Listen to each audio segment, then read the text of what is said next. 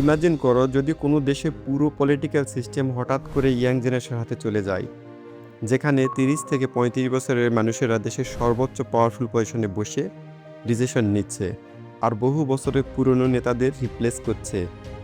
এটি কি এক নতুন সূচনা, নাকি এক রিস্কি এক্সপেরিমেন্ট? এটা কি শুধু সিস্টেম বদলাতে পারবে, নাকি শুধু এক ইলিউশন? আজকে ভিডিওতে আমরা জানব নেপালের গণঅভ্যুত্থানের পর নবনির্বাচিত প্রধানমন্ত্রী বালেন্দ্র শাহ কেমন মন্ত্রিসভা গঠন করলো। কিছু গুরুত্বপূর্ণ চমকপ্রদ তথ্য নিয়ে আজকের এই ভিডিওটি। চলুন শুরু করি। নেপাল এমন একটা দেশ যেটা অনেক বছর ধরে political instability, frequent government change আর পুরনো ধাঁচের লিডারশিপের মধ্যে আটকা ছিল। হঠাৎ করে একটা বোল্ড সিদ্ধান্ত নেয়, যেখানে দেশের নেতৃত্ব চলে যায় এক ইয়াং লিডারের হাতে, বালেন্দ্র শাহ, যাকে আমরা বালেন নামে চিনি। কিন্তু আসল টুইস্ট হচ্ছে এখানে না, বরং শুরু হয় তখন যখন তার পুরো মন্ত্রিসভা পুরোপুরি জেনজি দিয়ে গঠন করা হয়। 30 বছরের এডুকেশন মিনিস্টার, 30 বছরের ল মিনিস্টার আর 37 বছরের হোম মিনিস্টার। এটা শুধু একটা সরকার গঠন না, এটা যেন এক সাইলেন্ট রেভলিউশন। কিন্তু প্রশ্ন হলো, এটা কি সত্যি রেভলিউশন, নাকি এটা এক রাজনৈতিক গ্যাম্বল?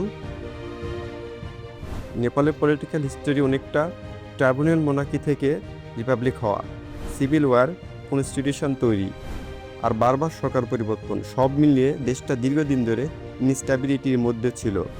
ট্রেডিশনাল নেতারা বছরের পর বছর ক্ষমতায় থেকেছেন, কিন্তু সাধারণ মানুষের জীবনে বড় কোনো পরিবর্তন নিয়ে আসতে পারেনি। বিশেষ করে ইয়থ পপুলেশন ধীরে ধীরে হতাশগ্রস্ত হয়ে পড়েছিল, কারণ তাদের ডিসিশন মেকিংয়ে কোনো জায়গা ছিল না। 2015 সালের পর ইন্টারনেট ইউজ বাড়তে থাকে, সেই সাথে শুরু হয় ডিজিটাল অ্যাক্টিভিজম, সোশ্যাল মিডিয়ার মাধ্যমে নতুন নতুন কণ্ঠস্বর উঠে আসতে থাকে। আর এই সময় ধীরে ধীরে পরিচিত হতে শুরু করে এক নাম, বালেন শাহ। একজন র্যাপার, ইঞ্জিনিয়ার আর অ্যাক্টিভিস্ট, যিনি পরে কাঠমান্ডুর মেয়র নির্বাচিত হন। আর সেখান থেকে শুরু হয় এক নতুন পরিবর্তনের ইঙ্গিত। বালেন্দ্র শাহর উত্থান যেন এক সিনেমার গল্পের মতো। একজন ইন্ডিপেন্ডেন্ট ক্যান্ডিডেট হয়ে মেয়র ইলেকশনে জেতাই ছিল এক বড় ধরনের সারপ্রাইজ। কিন্তু আসল চমক আসে তিনি যখন গভর্নমেন্টসের রিয়েল পরিবর্তন আনতে শুরু করেন। ইলিগাল কনস্ট্রাকশন ভাঙা, সিটি ম্যানেজমেন্ট ঠিক করা, ট্রান্সপারেন্সি বাড়ানো, এসব কাজ মানুষকে ভাবতে বাধ্য করে একজন আউটসাইডারও এই সিস্টেম বদলাতে পারে। এরপর যখন তিনি নেপালের প্রধানমন্ত্রী হন, তখন মানুষের এক্সপেকটেশন ছিল আকাশ ছোঁয়া। কিন্তু তারপরও তিনি যে সিদ্ধান্ত নেন সেটা সবাইকে সবচেয়ে বেশি অবাক করে। তিনি এমন একটা ক্যাবিনেট তৈরি করে যেখানে প্রায় সবাই ইয়াং, এনার্জেটিক আর আনকনভেনশনাল। শাসমিত পাখুরেল, মাত্র 30 বছর বয়সী এডুকেশন। সাবিতা গৌতম, যিনি 2022 সালে ইয়াংস্ট এমপি ছিলেন, এখন ল মিনিস্টার। সবচেয়ে সারপ্রাইজিং, সুদান গারাং, একজন সোশ্যাল অ্যাক্টিভিস্ট, যিনি এখন হোম মিনিস্টার। এরা কেউ ট্রেডিশনাল পলিটিশিয়ান না, এরা সিস্টেমের বাইরের মানুষ, আর এখন সিস্টেমকে ভিতর থেকে বদলানোর দায়িত্ব তাদের কাঁধে। কিন্তু এখান থেকে আসল রহস্য শুরু। এত কম বয়সে এত বড় দায়িত্ব নেওয়া কি সম্ভব? এক্সপিরিয়েন্সের অভাব কি এক্সপেরিমেন্টটাকে ব্যর্থ করে দিবে, নাকি ল্যাক অফ এক্সপিরিয়েন্সের আসলে তাদের সবচেয়ে বড় স্ট্রেংথ? কারণ তারা পুরনো সিস্টেমের চিন্তাধারা থেকে মুক্ত। সবচেয়ে অদ্ভুত বিষয় হলো, এই পুরো মুভমেন্ট ধীরে ধীরে তৈরি হয়েছে সুদান গারাং এর মতো মানুষ 2015 থেকে অনলাইনে অ্যাক্টিভিজম করেছিলেন, কিন্তু হঠাৎ করে 2025 সালে এসে এক বড় আপরাইজিংয়ের মুখে ওঠেন। এটা কি হঠাৎ করে হয়েছে, নাকি এর পিছনে ছিল কোনো ডিপ প্ল্যানিং? আর যদি প্ল্যানিংই থাকে, তাহলে এর আসল উদ্দেশ্য কি?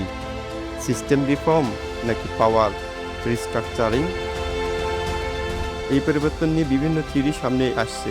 প্রথম থিওরি বলে এটা একদম জেনুইন ইয়থ রেভলিউশন, যেখানে ফ্রাস্ট্রেটেড ইয়থ অবশেষে সিস্টেম নিজেদের হাতে নিয়েছে। দ্বিতীয় থিওরি, অনেকে মনে করেন এটা একটা কন্ট্রোলড এক্সপেরিমেন্ট, যেখানে ইয়াং ফেস সামনে থাকলেও আসল পাওয়ার অন্য কোথাও রয়ে গেছে।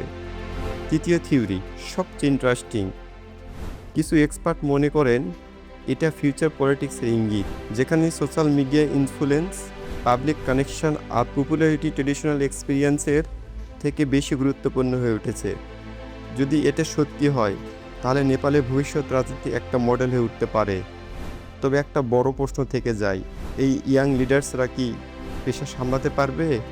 কারণ গভর্নেন্স শুধু আইডিয়া দিয়ে চলে না, এক্সিকিউশন বা ইকুয়ালি ইম্পর্টেন্ট। আর এক্সিকিউশনের এক্সপিরিয়েন্সটা অনেক বড় ভূমিকা রাখে। নেপাল আজ এমন এক মোড়ে দাঁড়িয়ে আছে, এক পথ তাকে নিয়ে যেতে পারে প্রোগ্রেসিভ ইয়ট ড্রাইভিং নেশনের দিকে, যেখানে ইনোভেশন আর এনার্জি পুরো সিস্টেম বদলে দিতে পারে, আর অন্য পথ তাকে নিয়ে যেতে পারে ইনস্টেবিলিটির দিকে যদি এই এক্সপেরিমেন্ট ব্যর্থ হয়। কিন্তু একটা বিষয় পরিষ্কার, এটা শুধু নেপালের গল্প না, এটা পুরো পৃথিবীর জন্য একটা সিগন্যাল যে ভবিষ্যৎ পলিটিক্স কীভাবে পরিবর্তিত হতে পারে। আর হয়তো এটাই সবচেয়ে বড় রহস্য, এটা কি এক নতুন যুগের শুরু, আর এর উত্তর এখনও ফিউচারের হাতে। কিন্তু এই মুহূর্তে সবার চোখ নেপালের দিকে।